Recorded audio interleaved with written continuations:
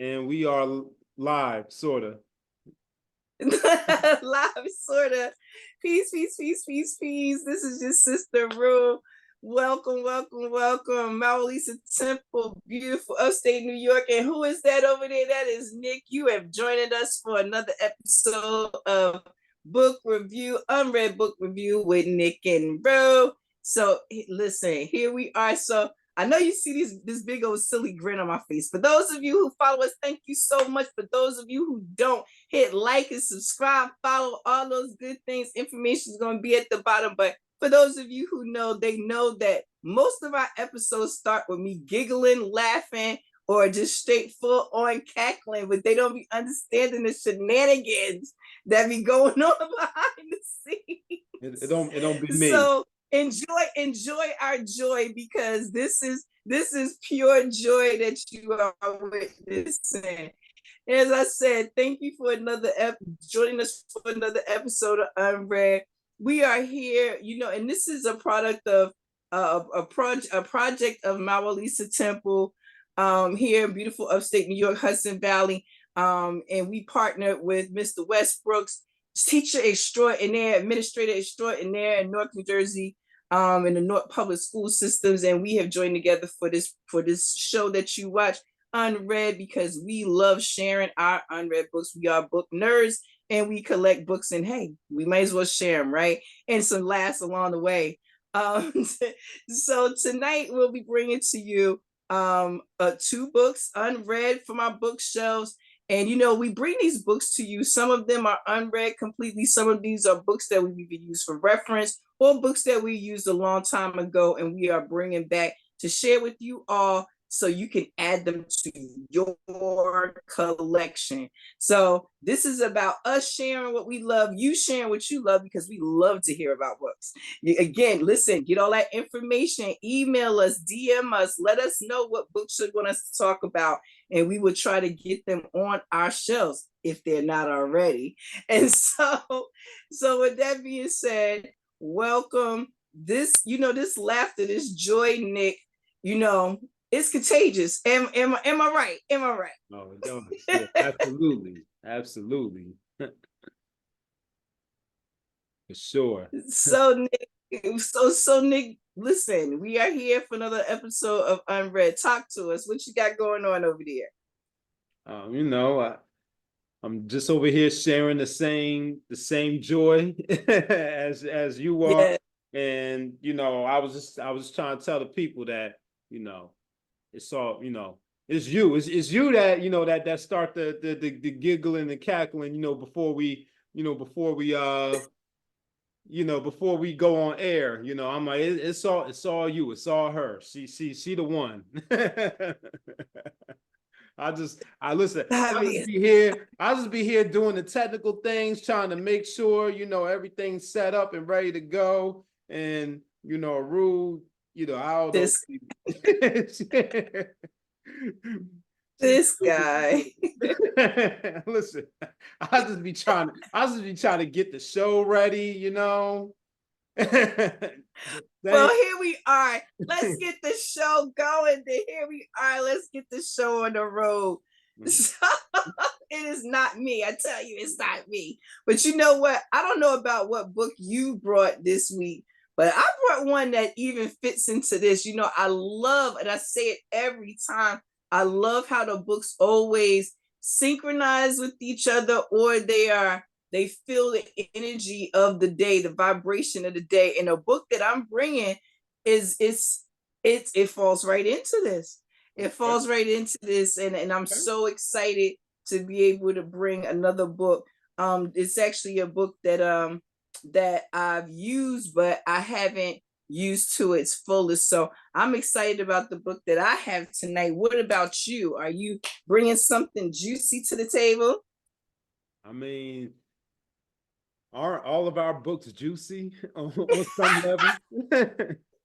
Yes, they are. Yes, they are. Yes, they are. Yes, they are. Yes, they are. Yeah, I got some. I got something good. I think I got something that you'll like, and I think the people will like. Okay. Well, look, I always make you go first. I figured since I'm already in giggle mode, you know what I mean? I might as well take that energy and use it to talk about this book, and you will see why. So, ladies and gentlemen, sisters and brothers, people of all races and kinds of spaces, I am bringing to you tonight this book, Planets in Play. Planets in Play. This is a book by Laurence Hillman. How to Reimagine Your Life Through Language of Astrology. This right here is such a great find. Like I said, it's on my unread list because I have not been able to use it to its fullest capacity. But I mean, what is that? But it's fullest potential. But what is that? But Planets in Play, book that was actually purchased by MaWu Lisa Temple for its astrology and writing, creative writing course that we did one time. So it was just like a little workshop where we, use the astrological placements to be able to create characters for the stories that the people were writing. So anybody that want a little tip, that's a tip that you can use for creative writing. We got a lot of writing tips for those people who want to pursue writing. So this book here, like I said, I haven't really used it a lot, and I did purchase it used. You have the beautiful chart in the front. Ooh, ah. Yes. Ooh, ah, ooh, ah, ooh, ah. And a table of here. Here we are. So Planets in Play. So, a lot of books, when they do teach astrology, they are very many times very straightforward, strict, almost kind of like that mathematics type of thing. You got to stay on point. Everything is what it is. You got corners and angles and positions and degrees and all these things like that. And that can be kind of overwhelming for some people. Everybody, in my opinion, and in my experience through these years, deals with astrology differently. And I mean the chart itself. Some people look at the chart and they see all those lines and angles and nothing else. Some people look at degrees. Some people look at shapes. Some people look at all kinds of things. I happen to be one of those people where I don't know, I hold the chart in my hand and it kind of tell me stuff, just tell me things. But I found that this book here, like I said, we bought it to help to write, do our creative writing. The first chapter of this is staging the play. And then it talks about the planets acting out, the aspects of interacting, the signs, which are the costumes and disguises, and the houses, the slices of life. So what I thought was intriguing about this book was that it took something that was very scientific and they put it in a very playful way for you to be able to begin to understand the technical side of it. You know what I mean? So I thought that was really awesome.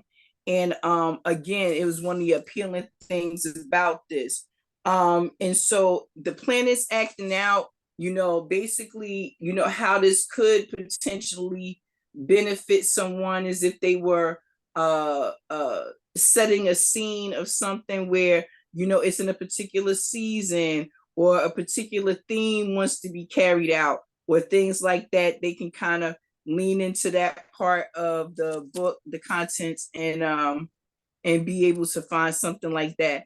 Now it does require you, if you're going to use it for yourself, it would require you doing your astrological chart, which, again, I tell people, if you believe astrology is a pseudoscience, that's your business.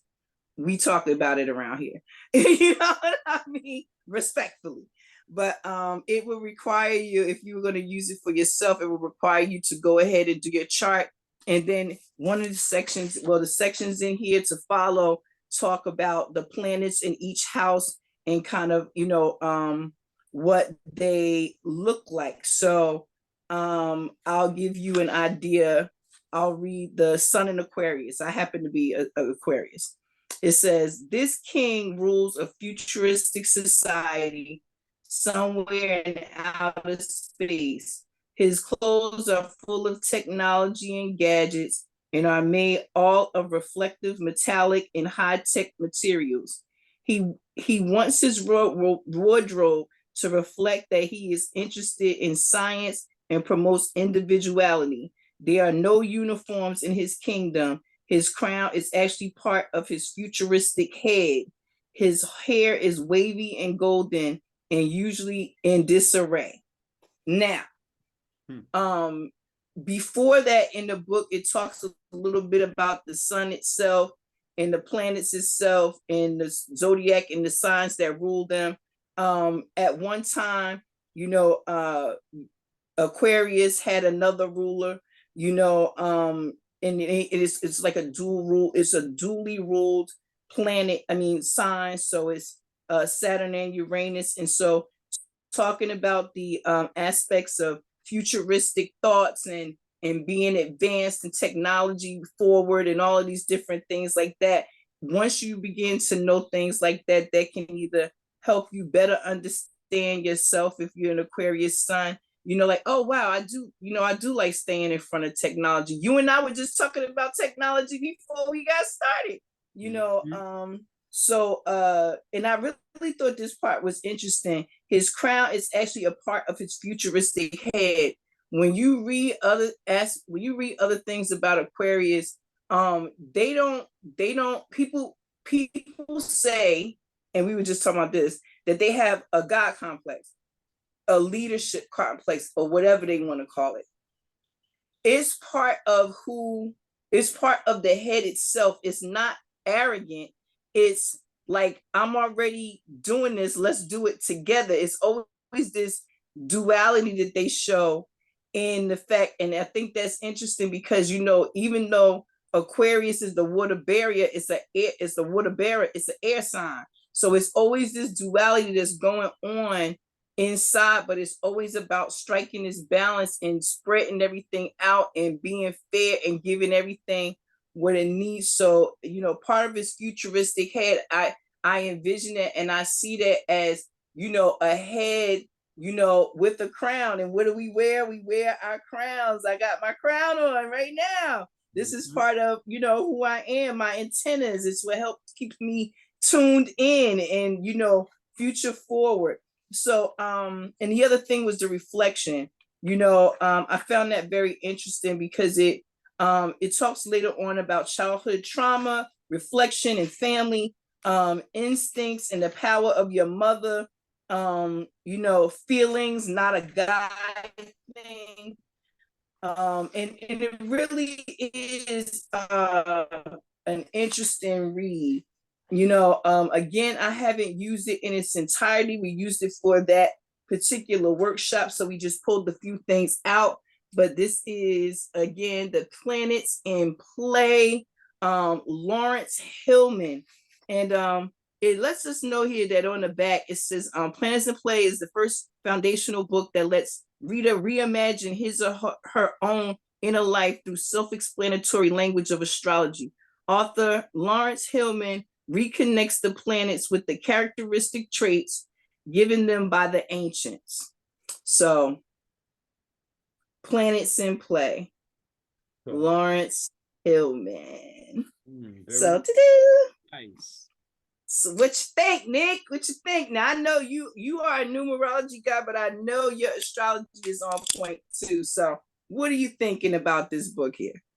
Yeah, I'm thinking about your astrology collection there, because that's just one of the few or many astrology books that you own. So I'm just kind of wondering, how it lines up with the other astrology books that you own and have read. and you know, and yeah, like, yeah, how it lines up with the other astrology books you have, and also what I guess lack of a better term or words, what level of astrology practitioner or student is that book good for? Is it beginner, intermediate, you know, that type of thing? Great questions, great questions. Thank you for asking those. Okay, so my astrology collection, and thank you for acknowledging that it's a lot of variety there. Thank you. I love it. You know, I'm so grateful for it. You know, my books come from all over, some gifts, some that I had to scour for, some that just dropped in my lap. So I'm very grateful for all the books that I have. And for those of you who have ever given me a book or donated me a book or donated any to the temple, we thank you. So this book, where does it fall in line with some of the others? I would say it actually has its own place. And the reason I say that is because while I've seen some other books take a lighter approach to astrology, like those really simple, silly kind of ones, they make, I mean, they're funny and everything, and you can kind of put that in the same category as this. But this actually, to me, felt like it gave just enough science and just enough silly. You know what I mean? Or just enough imagination, which falls in line with the title, Reimagining, you know what I'm saying, yourself through this astrological language. So it to me, it just kind of falls into its own kind of category. And truly, even in talking about it tonight, I was thinking to myself, this is such a great writing tool. And I think that's the other thing about where it falls in line with some of my other astrology books. With the other astrology books, the goal usually is to find out some particular thing or reason why something is a way, trying to, you know, heal ourselves, where it talks about the squares and the conjunctions and all of this stuff, like problem areas in your life, yada yada yada. This right here, while it may even tap on the trauma side of it, kind of gives you, you're not going into this necessarily looking for answers. Okay. But you come out with some because of the comedic kind of writing that's done, and that's in the most respectful way.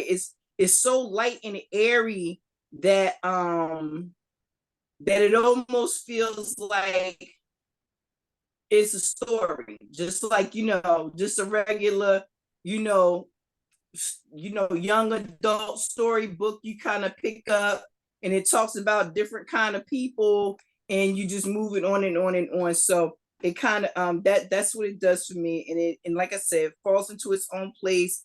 A great tool to and let me just say, you will learn stuff about yourself, like it but that when you go in, that won't seem like the goal, versus the other books. And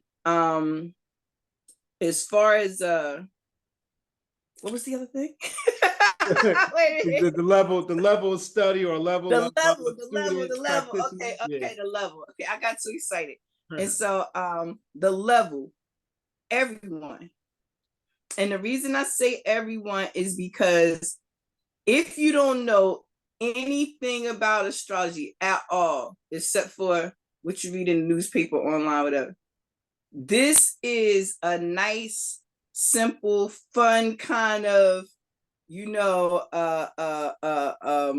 Harlequin novel-esque kind of way to, you know, fall into astrology. You know what I'm saying? Almost romanticized, if you will.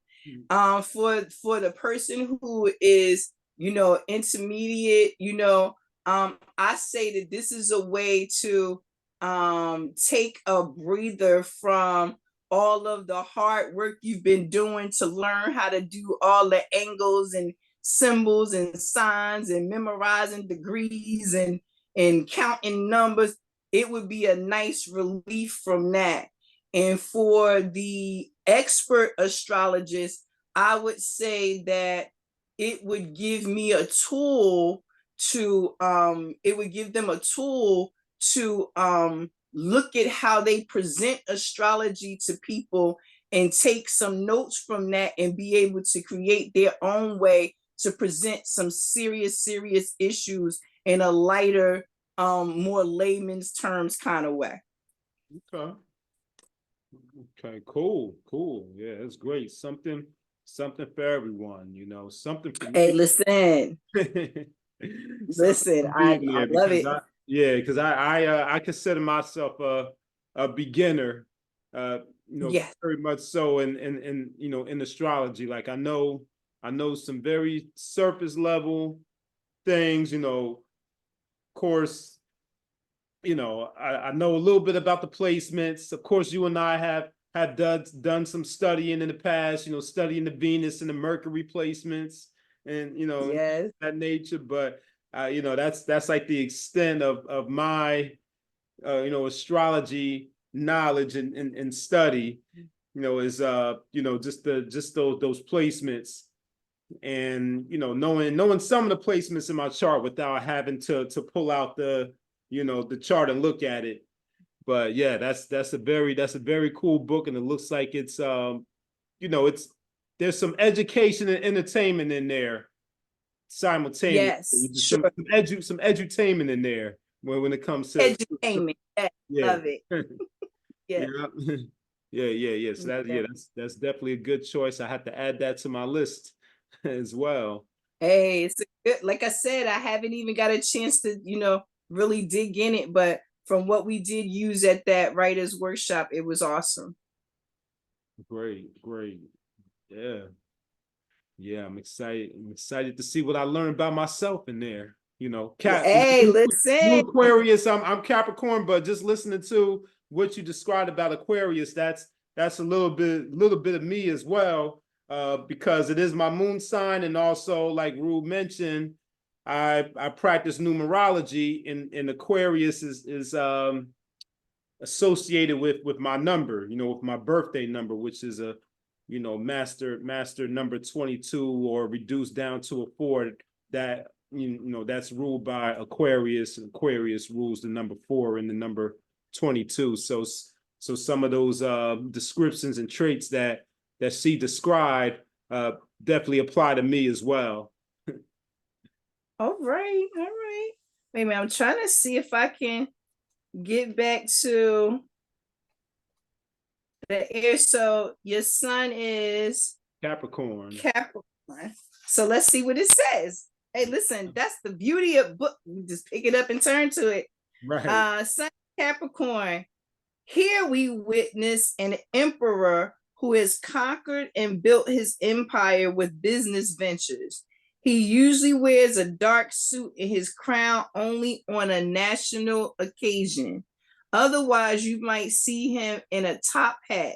All his clothes come from the most traditional and finest haberdasheries in the land.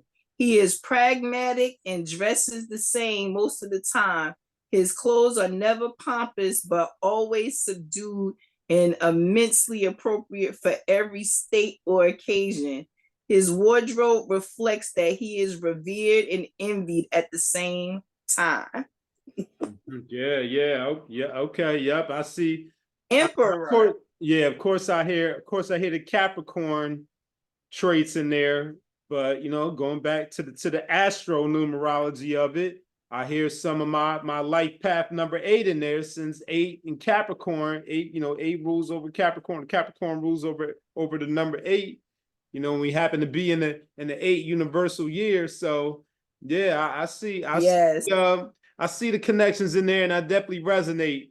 I could definitely resonate with both the Capricorn and the Aquarius. When I look at it holistically with the astro numerology, and definitely heavy on that description about the clothing, because I mean, look at all our episodes. That was fascinating because you always.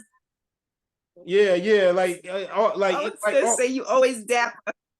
Well, yeah, I was gonna say that, but I was gonna say it's always the the simple colors too. Like I got the gray on, I know the episode I had on the black. I know, the very simple colors, simple color combination. Yeah. So you don't really see me in too many loud colors or eccentric colors. We're gonna have to shock the people one day and put you in something electric, so like a red shirt or something.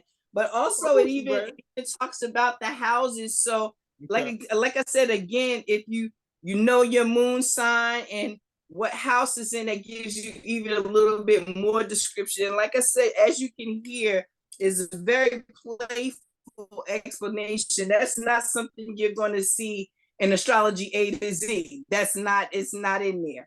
You know what I'm saying? That book is so like straight in your back and look at this.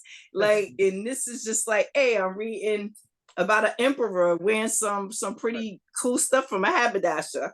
You know what I mean? So yeah, it seems like a really great book. Oh yeah, for sure. And I would even say it would be good for teens. Yeah, I agree. Yeah, because it's it's written in that accessible, engaging type of language, because for a teen to read it, unless they're, astute, advanced, and initiated, they would, they would need for it to be entertaining in order for them to be entertained. Yeah. I agree. Definitely entertaining. Right. Definitely. Especially in this day and age when we have the tech competing with the book. You know what I mean? So absolutely. So, all right. I'm ready. Look, I usually let you go first. So I went first. Now I'm like, all right, so now what? Let's get it.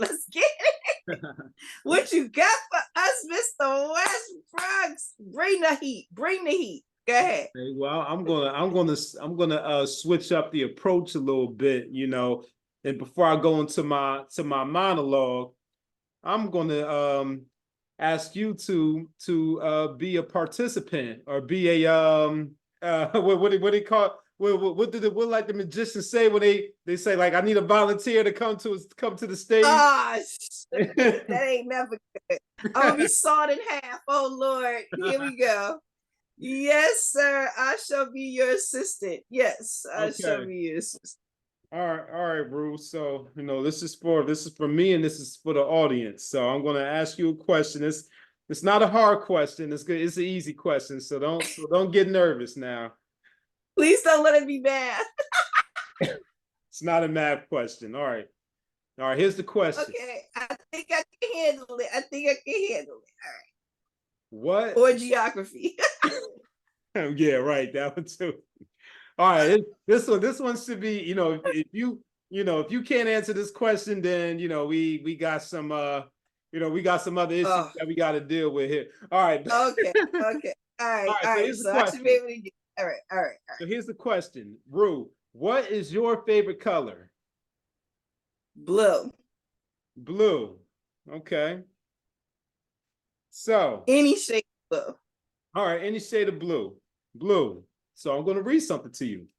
All right, so while the most popular color choice for extroverts is red, introverts usually choose blue. However, just as some introverts choose red because it gives them confidence, so will some extroverts choose blue because it gives them the peace and tranquility that they lack. If blue is your favorite color, you have a creative mind and a good imagination. You are shrewd and perceptive and enjoy coming up with money-making ideas. There is a quiet, deep side to you also, and you need time for introspection. You hate being hemmed in or restricted in any way, and are happiest when you have something exciting to look forward to. You are adventurous, and this may get you into trouble at times. However, luck always seems to be on your side. What you think about that? I think that's great and on point like that. Oh my gosh, that is so funny. I love that. And yes, in the healing chambers, we talked about color therapy and color healing. So when I started to hear what you were doing, I was like, oh, this is it. But you want to know the part that made me laugh was the money making ideas. I knew that What one would make you do laugh. we have? I knew that one would make you laugh for sure. I was like, oh my goodness. But I was laughing as I was reading it. I'm like, oh yeah. It is definitely on point. You know, I'm interested to know, what is green? Okay. All right. Well, let me present the offering. You know, Okay. I did that little exercise as an Okay, intro. no, only reason I asked because for a large part of my life, green was my color. Okay. And one day it was just like I woke up, it was like I went from green to blue. You know what I mean? Like almost like a turquoise transformation. Okay. But I will listen to this presentation for y'all. See, this is how we do, y'all. This is how we end up doing these kind of shows, because we just start talking and it be happening. But yes, Mr. Westbrooks, please continue your presentation. So with that being said, and it's funny, I opened up, you know, using the example of the magician and on the stage and then cut people, you know, he says getting sawed in half because we're dealing with magic. Now, specifically, we're dealing with color magic. So my offering for this episode is Color Magic for Beginners by Webster. Color Magic for, I'm going to put myself on the big screen like I did for you so we can get the, yes, there we go. Color Magic for Beginners by Richard Webster. Nice. Yes, yes. So this is a book. I didn't purchase this book. This was a book that I got for free. This was around 2017 when not my previous school, but a school that I used to work at was closing down. And you know, we were cleaning out the building, you know, gathering up you know, any items that we wanted to take. And I stumbled across this book, and it made sense because I understood why that book was there, because sometime prior to that, our principal and vice principals were talking to us about bulletin boards. And, you know, they were telling us that we had to do our bulletin boards, and they specifically recommended that we not use, you know, use red or yellow as the background for the bulletin boards. And you know, they said because it was overstimulating for the children, you know. So I'm like, okay, that's interesting. I never heard of that. I'm like, okay, maybe that was something that they picked up from some, you know, education related research, but I have a feeling that it came from this book. That it came from this book, Color Magic. So as you can see, obviously it talks about what it means about your personality. If a certain color is your favorite color, but it also goes into how decor and the colors of decor affect us. So I just gave the example of the bulletin boards. You know, colors like red and yellow can be stimulating.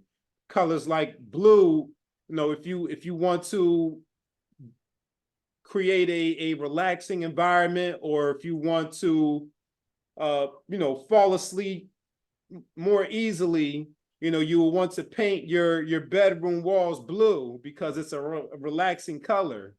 You know, so that's something else that this book goes into.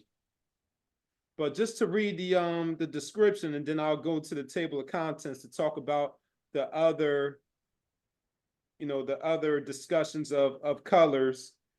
It says, within the rainbow, there lies power. Did you know that wearing red gives you more confidence? That painting your bedroom walls blue helps you sleep at night, you know, which I just mentioned. From our choice of clothing to the way we decorate our homes, color influences our mood, energy level, creativity, and overall well-being. Color Magic for Beginners explores the many ways in which color affects us and shows how anyone can use the power of color to better their lives. best-selling author Richard Webster has gathered together the most comprehensive collection of color-based techniques ever published. Here you'll find simple methods for using color to attract good luck, heal illness, reduce stress, create harmony in the home, overcome depression, solve problems, and enhance your everyday life. From what your favorite color reveals about you to the symbolic meaning of colors in dreams, Color Magic for Beginners will guide you through the fascinating world of the rainbow and all the magic it has to offer. So Rue mentioned color healing. This book covers that also, how you can use colors for healing. To go into the contents, like it was mentioned in the blurb, we have the symbolic meaning of colors. So in a general sense, what colors mean. We also have your personal colors, which discusses, let me see, let me go to that chapter. Your personal colors goes into, actually, I was just talking about numerology. It discusses how the numerological connection to the colors. So the first section of this personal colors chapter 3, talks about the life path number. And of course, the life path number represents what you're here to learn in order to be successful in life over the course of your entire life. That's what that number represents. But in relation to colors, your life path number is associated with a color.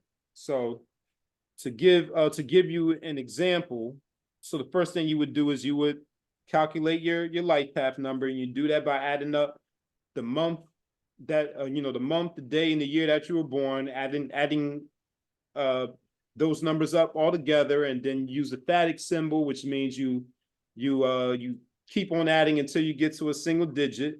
My life path number happens to be an 8, which I mentioned, when Rue was talking about Capricorn from her book offering. And the life path 8 is associated with the color pink. And it says people on an 8 life path need to learn how to handle the pressures and pleasures of the material world. They are ambitious, practical people who generally strive for success, enjoying the status and rewards that follow as a result.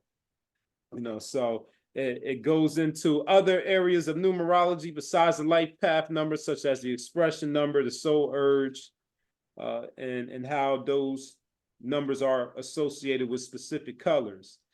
And in another one of my numerology books, it has a section in there about colors, gemstones, metals, and based on the day, the month that you were born on, what colors you should wear, and also the colors that you should wear for certain cycles, meaning like yearly cycles or monthly cycles. So that's that's one of the chapters in there. I also mentioned the color healing. That's chapter 5. And in the color healing chapter, go over to that, because I forgot to mention that I did read this book in its entirety, but it's one of those read unreads, one of those boomerang ones, that you read years ago, but you haven't picked it up in a while. So I haven't read it since about the time that the school closed, around 2017 or 2018. So it's been some time since I looked through it. And color can be used as medicine. I have some highlights in here, and I highlighted a sentence that said, by the 19th century, doctors were treating the physical body and ignoring the mental and spiritual aspects of their patients, and color healing went into a decline until the 1870s, when 3 valuable books were published in America. The first of these was Blue and Sunlights by Augustus Pleasanton, which appeared in 1876. He claimed to have healed animals and people by exposing them to blue light. Although this book proved popular, the medical establishment ignored it. However, just 1 year later, an eminent physician named Dr. Seth Pancoast published his book, Blue and Red Lights, which endorsed the principles of color healing. So you get some of the historical backdrop to color healing. And then it goes into each of the colors, each of the major colors and how they can be used for healing. So let's go to, let's pick a color. Let's go to green. Let's go to green since we were talking about green earlier, and then we'll talk about what green means if it's your favorite color. So it says in terms of color healing, green stimulates growth of the bones and muscles. It releases tension and is emotionally soothing. It is calming and promotes peace and restfulness. Green is a natural tonic. Illnesses that respond well to green include asthma, backache, colic, hay fever, headaches, head colds, heart conditions, high blood pressure, laryngitis, malaria, neuralgia, piles, typhoid, ulcers, and venereal diseases. So it tells you what the healing properties are, and it tells you what types of illnesses are good for that particular color. So that's just a little sample of the color healing. And it also has a section about chakras too, as each of the chakras are associated with a color. So in that same chapter about color healing and illnesses, it also discusses the chakras and the each color that's associated with each chakra, and how those chakras can be healed, or if you want to use other terms such as blockages, clearing blockages, or realignment, things of that nature. And that brings me to chapter 6, which is what your favorite color reveals. So Roo requested green since that was her original favorite color. So let's see what it says about the color green. It says, if green is your favorite color, you are even-tempered, compassionate, tolerant, supportive, and easy to get along with. You enjoy helping others and may seek a career in a field that enables you to do this full time. You are both a humanitarian and a natural healer. You have a good mind and enjoy taking care of details. You are stubborn when necessary, but prefer to avoid arguments. Yeah, that's right. No lies told. No lies told. Well, that sounds like a fascinating book. And can you show us the cover again and give us the author again on that? Sure. This is Color Magic for Beginners by Richard Webster. And Richard Webster has several other books too, relating to the areas of, I guess you would call it spirituality, metaphysics, things like that. He has books on amulets and talismans, astral travel, aura reading, candle magic, creative visualization, feng shui, let me see, miracles, palm reading, pendulum magic, past life memories, soulmates, guardian angels. Yeah, so he has quite a few books, books for beginners, and most of them have for beginners as a part of the title. And wow.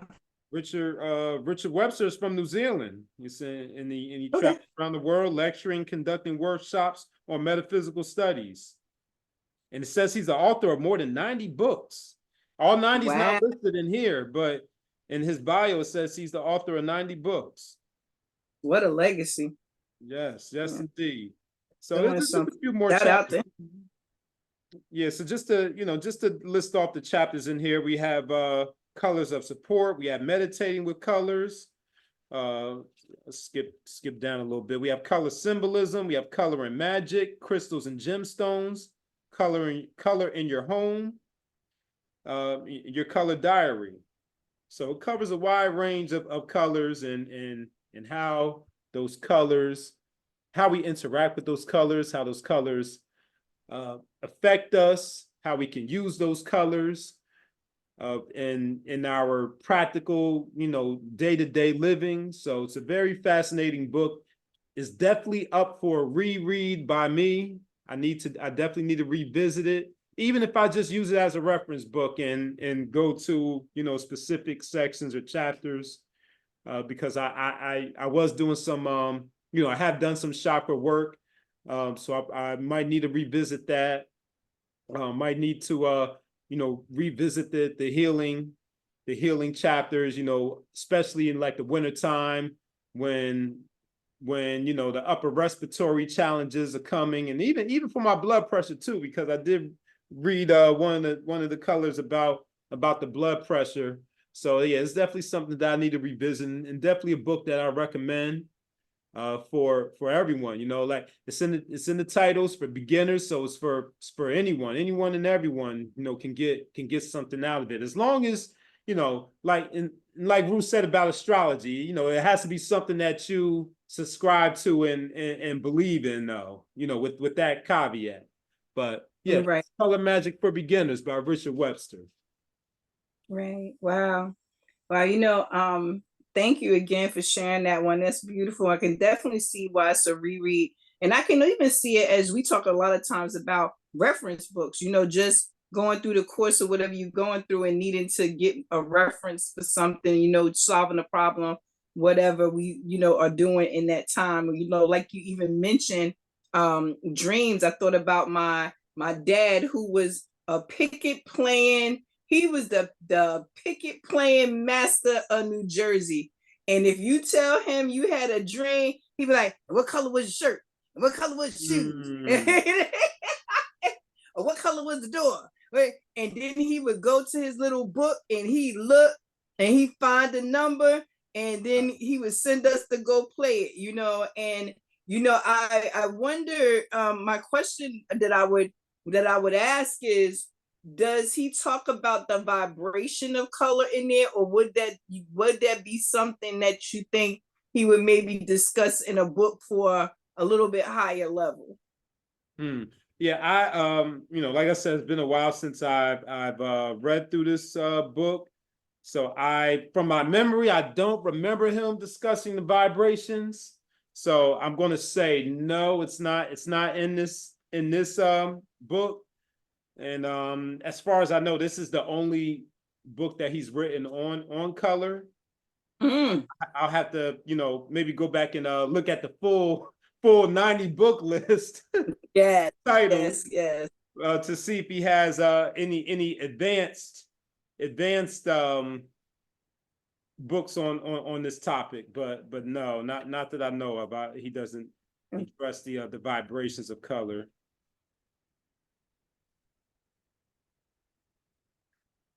Okay. Well, I mean,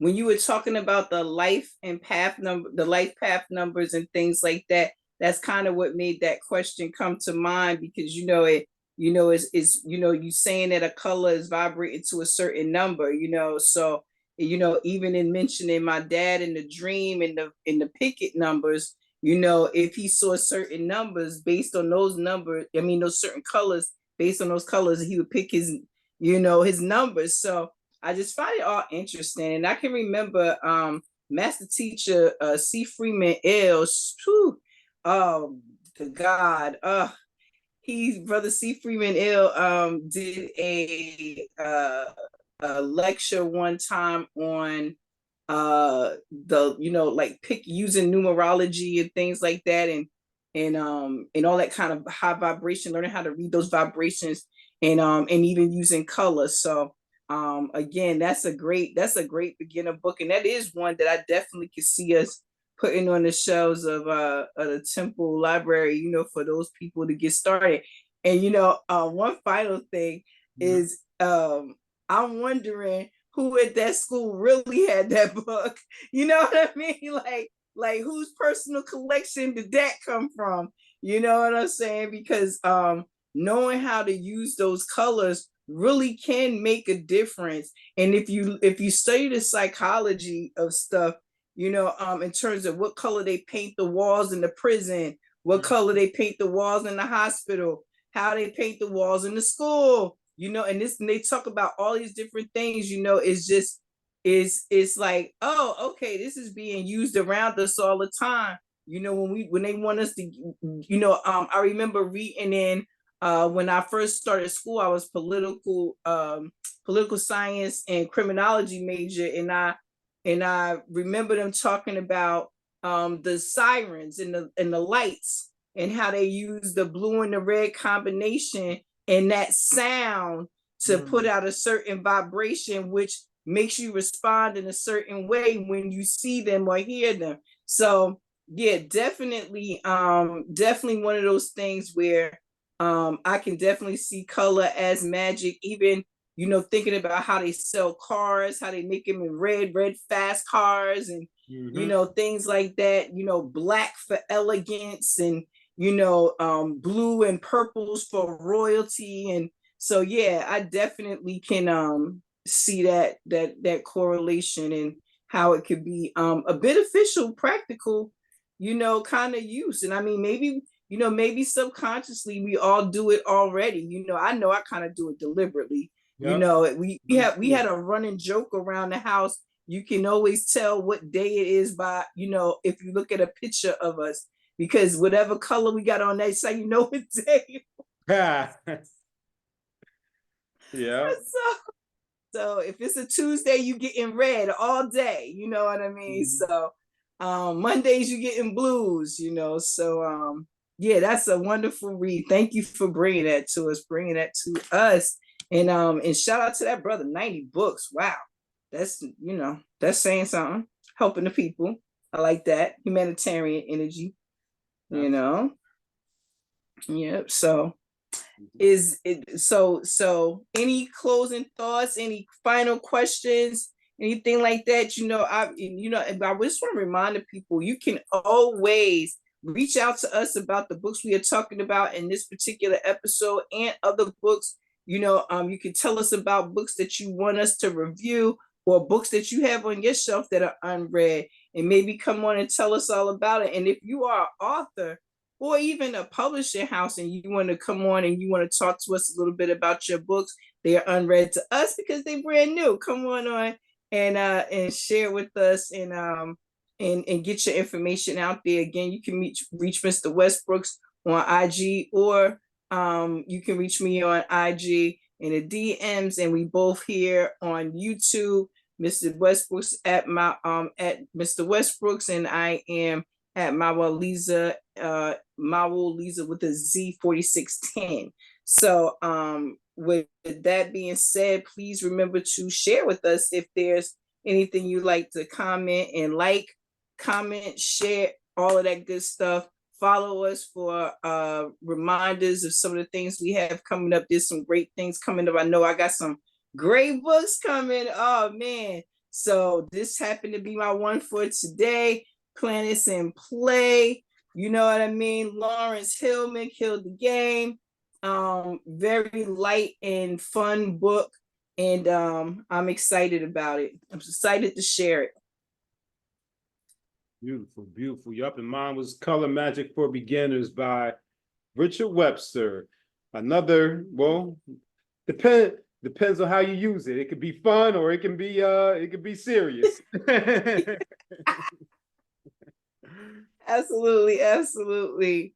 Well, we thank you for joining us for another episode of Unread with Nick and Roo, the book review. We are here with you, sharing our unread and reread and rediscovered books with you, and sharing our love of books and all things that are the joy in this life. So come back, join us next time, and we will see you then. Peace.